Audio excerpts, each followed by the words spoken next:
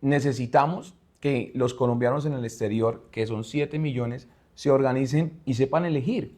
¿Yo en qué posición me encuentro? En una posición de coherencia. Es que es lo que le hace falta a los colombianos. Líderes políticos que entonces no vayan avalando lo que está mal, depende de la posición ideológica del O de la líder de conveniencia. turno. Ayer lo que hicimos fue salvar la democracia, blindar la Corte Constitucional. Hoy Gustavo Petro no tiene mayorías en la Corte Constitucional.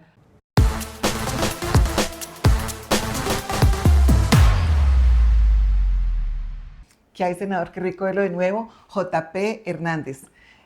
Posiblemente el senador más popular, el que vemos más en redes, el más corajudo, el que se enfrenta a la oposición sin miramientos y que le caiga el guante a que le guante. ¿Qué más, JP? ¿Cómo va, senador? María Teresa, te saludo, te agradezco por la presentación y por este espacio, saludando también a todos los que nos están viendo.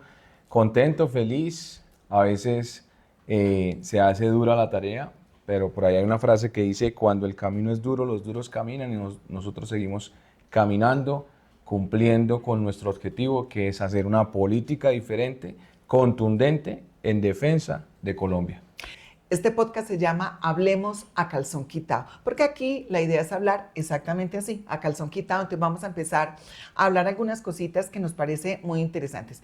Primero, usted está como precandidato por los verdes, pero realmente usted se va a mantener en el Congreso de la República. Ocurre que decidimos colocar nuestro nombre a consideración de los colombianos en una precandidatura presidencial.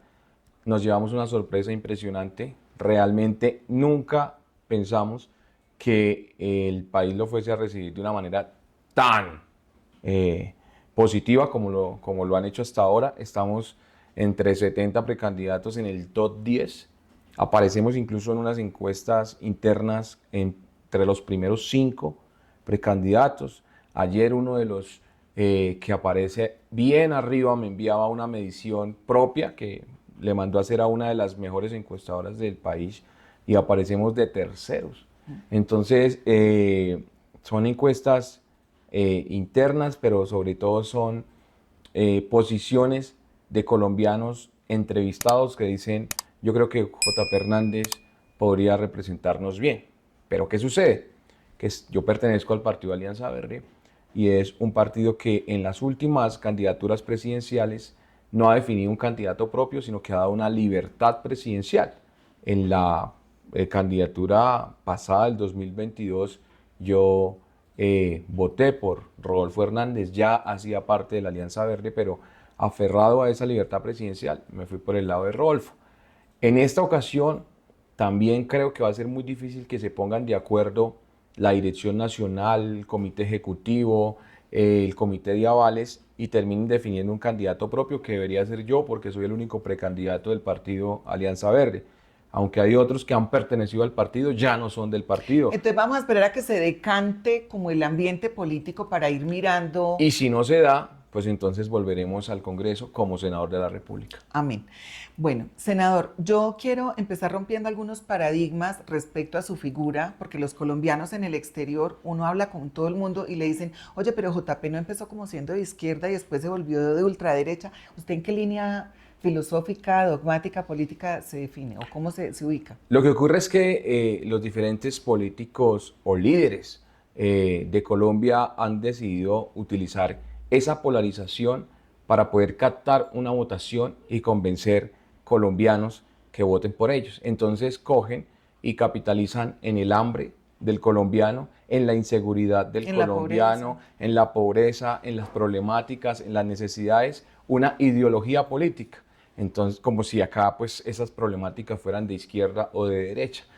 A JP lo encasillan en la izquierda porque decide protestar contra una reforma tributaria que, María Teresa, me sigue pareciendo injusta, la reforma tributaria de Carrasquilla en el gobierno Duque, porque veníamos de una pandemia, o sea, veníamos de algo que era mundial, mucha gente cerró sus negocios. Yo recuerdo que gente colocaba un trapito rojo en las ventanas de su casa para que les dieran mercado porque no podían salir a laborar, es que cerraron empresas. Todo, y salir de la pandemia. El mundo paró y salir de la pandemia y que el gobierno, en lugar de coger y motivar a una reactivación económica, radica una reforma tributaria donde hasta para morirse tendrías que pagar impuesto, porque incluso a los servicios fúnebres les querían meter IVA.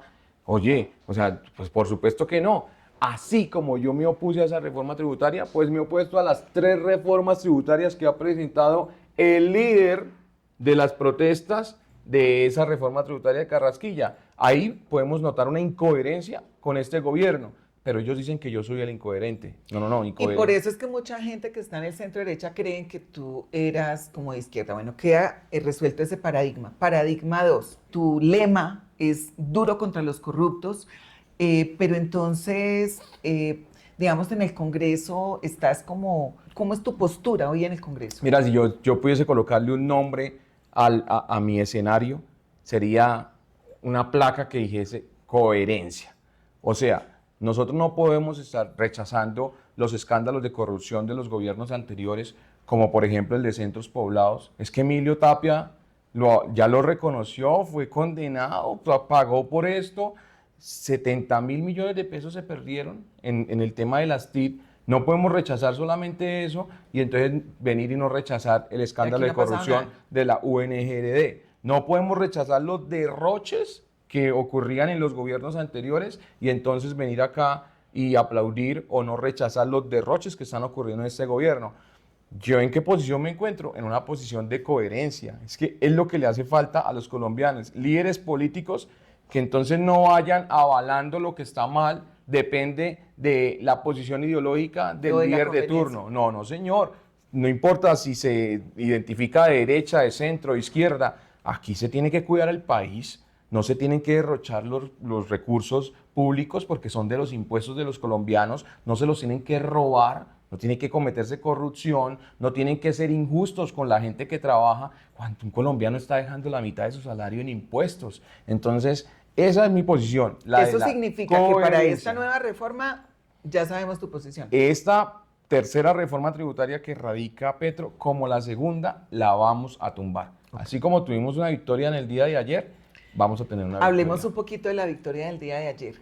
¿Por qué es tan importante, atención colombianos en el exterior, que haya ganado el magistrado Caballero? Mira, toda nación se sostiene sobre un pilar fundamental y el pilar de Colombia se llama democracia. Y la democracia muere cuando las diferentes instituciones del poder, en este caso la rama judicial, la legislativa, son cooptadas por un ejecutivo. En Venezuela no murió la democracia cuando Hugo Chávez llegó al poder, porque precisamente Hugo Chávez llega mediante un ejercicio democrático. Muere la democracia cuando el régimen chavista de este señor, Hugo Chávez Frías, coopta la Fiscalía de Venezuela, colocando a Tarek William Saab. Coopta es, los pone de bolsillo. Impone en el Tribunal Supremo de Justicia a un tipo como Michael Moreno, e impone en el Consejo Nacional Electoral a una señora como Tibisay Lucena, es presidente de la Asamblea Nacional, que es el Congreso de Venezuela, Jorge Rodríguez. O sea, logra colocar fichas en todos esos órganos de poder. Ahí ya se robaban las elecciones, Tibisay no decía nada porque era la de Chávez. Perseguían a otros políticos, opositores, y entonces el fiscal William Saab se quedaba callado. ¿Y era lo que quería Petro? Pues mira, ¿qué ocurre? Entonces se logran cooptar esos órganos de poder y Petro ayer pudo completar mayorías en la Corte Constitucional. ¿Qué ha pasado? Gustavo Petro decretó hace un poco más de un año un estado de emergencia en La Guajira. Mediante ese estado de emergencia se empezaron a robar miles y miles de millones, que es donde ocurre lo de los camiones de la UNGRD. Por fortuna, la Corte Constitucional tumba ese estado de emergencia y no pudieron seguir robándose toda esa cantidad de dinero. Pudo ser peor, el escándalo de la UNGRD pudo ser peor, pero no fue peor gracias a la Corte Constitucional. Ahí ya hay una de las cosas porque la Corte Constitucional es importante. Otra, el tema de orden público. Empiezan a ocurrir bombas en diferentes lugares y el presidente puede decretar un estado de conmoción interior. Mediante un estado de conmoción interior se pueden aplazar las elecciones en Colombia. Estamos a meses de ir a las urnas. ¿Qué puede hacer la Corte Constitucional? tumbar esos decretos de conmoción interior que pueden ser convenientes, incluso directos por parte de un gobierno para lograr un objetivo como es el aplazamiento de las elecciones. Ayer lo que hicimos fue salvar la democracia, blindar la Corte Constitucional. Hoy Gustavo Petro no tiene mayorías en la Corte Constitucional porque no fue elegida su candidata, que era la señora Balanta. Bueno, vamos a hablar, JP, de un poquito de lúdica y luego pasamos al tema al que nos corresponde hablar aquí a calzón quitado, que es los colombianos en el exterior y la política migratoria, que usted nos va a ayudar a promover y a sacar adelante en el próximo gobierno. Pero vamos entonces con lúdica electoral. ¿Cómo están los tiempos, los procesos, las candidaturas, la decantación de todos los partidos, las alianzas, las coaliciones y cómo se percibe esto en la línea de tiempo? Hoy tenemos cerca de 60 precandidatos presidenciales. En el mes de octubre se van a dar unas consultas, consultas de derecha, de centro, izquierda, partidistas, y los colombianos ahí van a definir a quién quieren colocar en representación de cada ideología o de cada partido. Luego, el 8 de noviembre arrancan las inscripciones al Senado y a la Cámara de Representantes. Ahí muchos candidatos también se van a bajar, que son los que pues posiblemente van a ir al Congreso. El 8 de diciembre arrancan las campañas al Congreso. El 8 de marzo estamos eligiendo un nuevo Congreso, un nuevo Senado, una nueva Cámara. Y posteriormente, en el mes de mayo, vienen las elecciones presidenciales. Y si hay segunda vuelta, van para junio. En junio se definiría el próximo presidente de Colombia. Vamos con los colombianos en el exterior. Estamos haciendo, colombianos en el exterior, este ejercicio de poner de cara a los colombianos, a los protagonistas del día a día en el Congreso de la República. ¿Por qué? Nosotros somos 7 millones de emigrantes, no estamos contando los retornados ni los inmigrantes, solamente los emigrantes somos 7 millones. Nosotros enviamos 14.500 millones de dólares, es decir, 14 billones de dólares, que mantienen activa la economía del país, pero nosotros no tenemos política migratoria. En el 2011 se hizo un primer esbozo de la ley 1465 que quedó como una mesa con dos patas, ni siquiera se sostiene y por eso es que no se reglamentó. Por esa razón nosotros no tenemos, digamos, unas políticas que nos permitan una vida más digna y más tranquila en los países en donde quiera que estemos. JP, ¿cómo articular el Senado y la Cámara para que esa propuesta de redactar y de poner a funcionar la ley migratoria sea un hecho y no un sueño? Lo que ha ocurrido con las elecciones presidenciales, lo que ha ocurrido con otros congresistas. Hoy, por supuesto que hay una curul de colombianos en el exterior que está siendo ocupada por una persona que ha traído uno que otro proyecto al Senado de la República. Ella es de Cámara, presenta sus proyectos al Senado de la República y nosotros desde ahí los hemos apoyado. Incluso por la comisión que yo pertenezco, Comisión Primera, han pasado esos proyectos y los hemos apoyado. Pero necesitamos que los colombianos en el exterior, que son 7 millones, se organicen y sepan elegir. O sea, hay que elegir una persona que realmente pueda colocar sobre la mesa esas problemáticas profundas que tienen los colombianos en el exterior y las traigan acá, porque esa política migratoria, pues yo no la he visto legislada por parte de la representante que hoy ostenta esa curul de colombianos en el exterior. No la ha traído. O sea, tenemos una representante que fue elegida por un arbur, pero ella no tenía la estructura ni la formación. Pero la pregunta es más allá. ¿Cómo lograr concatenar, hacer una estructura, un equipo de trabajo que logre sacar en este nuevo episodio la verdadera política que nos sirva? Yo quiero comentarle, JP, que hoy día sacar una cita en un consulado es tema de 8 meses, de 4 meses. Hay que pagar la tramitología que existe en Bogotá, la exportaron, eso sí lo sabemos hacer muy bien. Entonces exportaron la tramitología y para cualquier colombiano es una odisea, es un tormento sacar. Entonces el CITAC... Una odisea y un tormento incluso en lo que se puede, porque hay otras cosas que incluso se les hace imposible. Yo he hablado con colombianos en el exterior que me transmiten esa preocupación de, por ejemplo, poder definir, estando allí en el exterior, su condición y situación militar. y se les hace algo completamente imposible. Nosotros tuvimos un acercamiento con el Ejército de Colombia y nos decían, no, es que no tenemos recursos para poder enviar esas brigadas que definen y solucionan toda la situación militar de los colombianos en el exterior. Yo siento que sí o sí, María Teresa, necesitamos una buena representación de colombianos en el exterior en esa curul que hay en la Cámara de Representantes. Necesitamos traer esa ley, ese proyecto de ley de política migratoria, necesitamos radicarlo y trabajarlo en equipo. Yo estoy preparado y estoy listo para brindar ese apoyo desde el Senado. Hay diferentes proyectos que nos hemos abanderado y los hemos sacado adelante. Yo digo que no es imposible. Lo que pasa es que acá necesitamos de congresistas que sean, si bien disruptivos, también con una posición contundente y que haga sobresalir en realidad esa problemática de estos colombianos en el exterior. Yo creo que si llega alguien en el 2026 que traiga esa problemática en carne propia, o sea, alguien que en realidad represente a esos colombianos en el exterior, y logramos hacer un equipo con los que hoy pues nos encontramos en ese sector de oposición, podemos lograrlo, sobre todo si tenemos un gobierno en el próximo periodo que sea un gobierno consciente de lo importante que es esa población para Colombia. Ya lo estabas hablando. ¿Cuánto aportan económicamente a nuestro país los colombianos en el exterior? Son de hecho, dicen que el país no está destruido gracias a esos dineros que ingresan mensualmente, 1.200 millones de dólares que ponen a funcionar la economía. No es justo. Quiero comentarles que muy tristemente Orlando vuelve y queda como una de las ciudades donde más se suicidan jóvenes.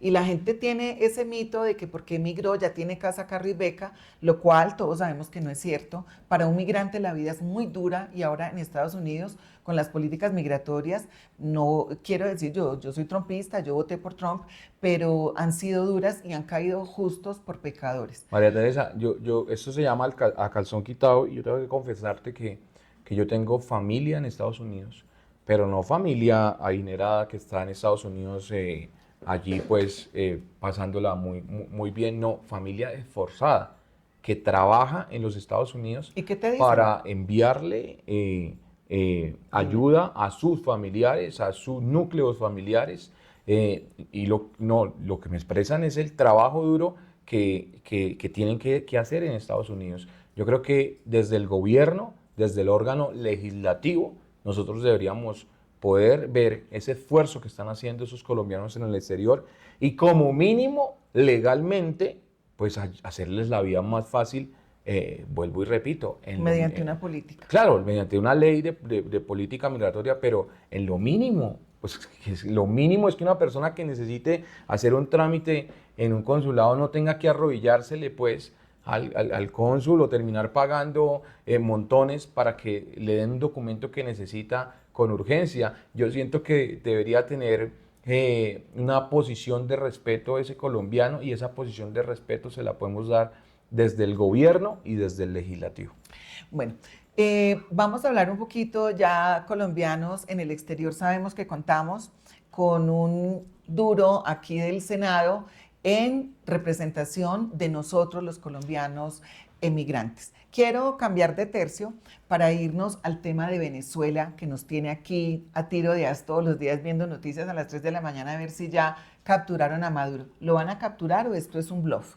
Bueno, ya en el 2020 había existido un despliegue militar, pero en ese momento Nicolás Maduro no tenía una recompensa sobre su cabeza. Hoy están ofreciendo una recompensa por él, por Diosdado Cabello, por Vladimir Padrino López.